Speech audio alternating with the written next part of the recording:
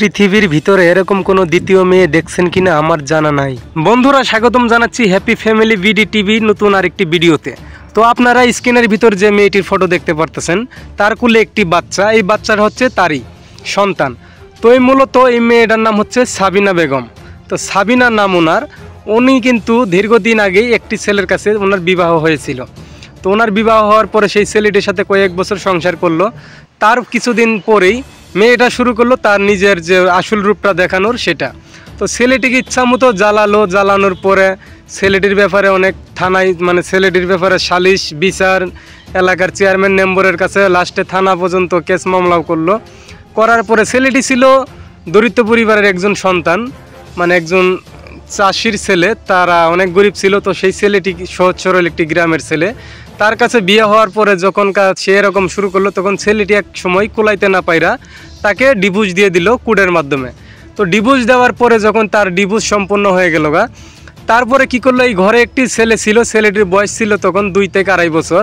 তো এই ছেলেটি ছিল তার বাবার সাথেই। তো তার বাবা অনেক কষ্ট করে ভ্যান গাড়ি চালায়ে ছেলেটিকে মানুষ করে। তো দেখেন ছেলেটিকে তার বাবা মানুষ করতেছিল, কিন্তু এটিও এই মহিলাটার সহ্য হইল না।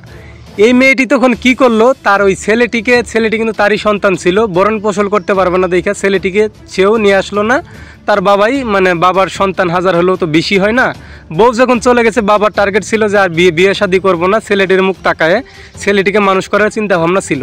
তো এই অবস্থায় চলতেছিল। বেশ কিছুদিন পরে মেয়েটি কি করলো, তার বাবা ছেলেকে আর সুস্থভাবে থাকতে দিল না। ছেলেটিকে নিয়ে ওর মা একদিন গেল, যাওয়ার পরে তার বাবার সাথে কিছু কথা বলল। তার বাবা হাজার হলেও এক সময় বউ ছিল, সেটা তো এখন ভুলেই গেছে যেহেতু ডিভোর্স হয়ে গেছে তো মেয়েটি পুনরায় তার সাথে সংসার করার চেষ্টা করলো, কিন্তু ছেলেটি রাজি হইল না। তারপরে কি করলো, এই মেয়েটি যেহেতু ছেলেটি তার মেয়েটির, তো মেয়েটি তার ছেলেকে অনেক সেই বইলা চাপসি চুপসি দিয়ে এক সময় নিয়ে আসা বললো। তো নিয়ে আসার পরে তার বাবা ছেলেটিকে খুঁজাখাজির করে পায় না। তারপরে শুনে যে এই মেয়েটির কাছেই আছে, তার মার কাছে। তো তারপরে জানার পরে এলাকাতে চেয়ারম্যান মেম্বারকে জানাইলো যে আমার ওয়াইফ তো আমার ছেলেকে নিয়ে আয়া পড়ছে, তাকে আমি ডিভোর্স দিছি, তো আমার ছেলেটিকে আপনারা ফেরত নিয়ে দেন। এই জন্যই কারণ ও আমার ছেলেকে ঠিকমতো মানুষও করতে পারবো না, এমনকি আমার ছেলেকে ছোটোকাল থেকেই ও থুয়ে গেছে আমার সাথে ঠিকভাবে সংসার করে নাই, অনেক যাই ঝামেলা করছে। আর আমার ছেলেটিকেও মানুষ করতে পারবো না, ঠিকভাবে খাওয়াইতেও পারবো না। তো আমার ছেলেটিকেও বাঁচতে দিবে না, মেরে ফেলবে, ও মানুষ বানাবে। কারণ ওর নিজেরই কোনো ঠিক ঠিকানা নেই। ও আমার কাছ থেকে আমার সংসার নষ্ট করে আসলো, এখন আবার আরেকটা ছেলেকে ধরবে, এইভাবে ওর জীবনটা যাবে। কিন্তু আমার ছেলেটার কি হবে? তো আমার ছেলেটাকে আমি মানুষ করতেছিলাম, ও নিয়ে আইসা পড়ছে, আপনারা নিয়ে দেন। এলাকার মেম্বার চেয়ারম্যান অনেক কিছুই করলো। তারপরে ছেলের যেহেতু প্রাপ্ত বয়স্কর হয় নাই, তারপরে সিদ্ধান্ত নিল ওর মার কাছেই থাকবো। তো এইভাবেই গেল বেশ কিছুদিন। যাওয়ার পরে কি করলো, এই ছেলেটির বয়স এখন বর্তমানে 8-9 বছর বয়স চলতেছে। এখন কি করছে দেখেন, এই ছেলেটিকে লেখাপড়া করতে পারতেছে না, ঠিকমতো খাওয়াইতে পারতেছে না, ঠিকমতো পোশাক কিনে দিতে পারতেছে না। তার ভরণ পোষণ করার মেয়েটার জন্য জুলুম হয়ে গেছে তো এখন কি করছে আবার এই অবস্থায়, এর কিছুদিন আগে আবার এই মেয়েটা আরেকটা ছেলের কাছে বিয়ে হওয়ার পরে বছরখানিক সংসার করার পরে কিন্তু এই বাচ্চাটা এই মেয়েটার কাছে আসার পরে কি করলো, ওই সংসারও কিন্তু এই মেয়েটা ঠিকভাবেই করতে পারলো না। এরকমভাবে যে মেয়ের যে চরিত্র এটা তো আপনারা জানেনই। ওই সংসারটাও মেয়েটি ডিভোর্স হয়ে গেল হওয়ার পরে কিন্তু সে এখন আছে তার বাপার বাড়ি। তার বাপের বাড়ি আছে, সন্তানরা তার কাছে, যেহেতু ছোটো বাচ্চা পারলে হয়তো যে নিয়ে আইসা পড়ছে আর কি, ছোটো বাচ্চা তার কাছেই থাকবে। তো এখন এই অবস্থায় চলতেছে। তার যে আগের ছেলেটা ছিল, যে এর আগের যে ছেলেটার কথা বললাম, ওই ছেলেটার বয়স এখন 8-9 বছর। ওই ছেলেটাকে এখনকার আবার ওই ছেলের বাবা যে ছিল, যেহেতু তার কাছে সন্তানও ছিল না, সন্তানটা ওই মেয়েটা নিয়ে পড়ছে। তার বাবা আবার একটা নতুন বিয়ে করার পরে ওই ঘরে আর একটু ছেলে ওই ছেলেটির আর কি।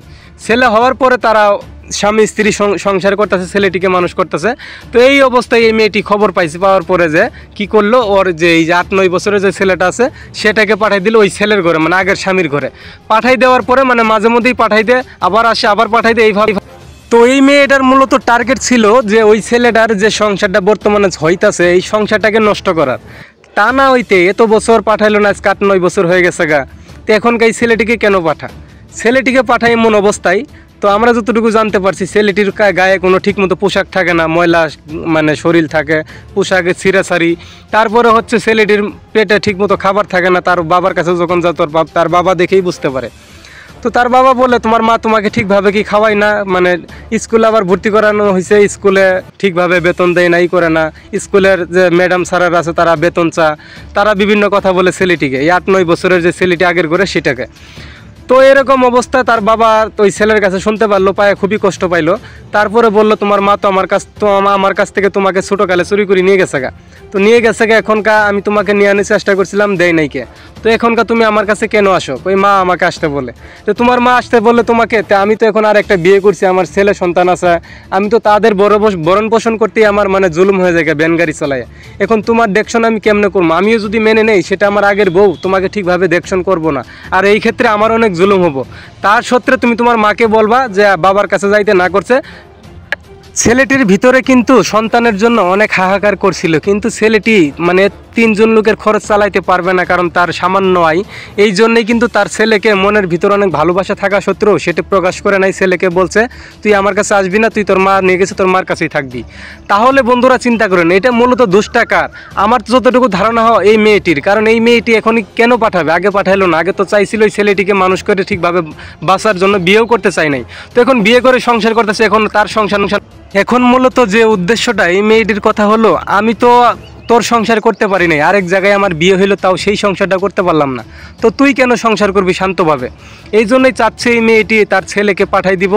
ওই যে ওই ছেলেটি যে বিয়েটা করছে, বর্তমানে সংসার করতেছে, তার বউ বিরক্ত হব, বিভিন্ন সময় এইটা নিয়ে সংসারে যাই ঝামেলা হব, সংসারটা নষ্ট হয়ে যাবো গা। এই মেয়েটির মূলত এই টার্গেটটাই ছিল। কিন্তু দেখেন, আল্লাহ কাউকে যদি না মারে সে তো কখনোই মরে না।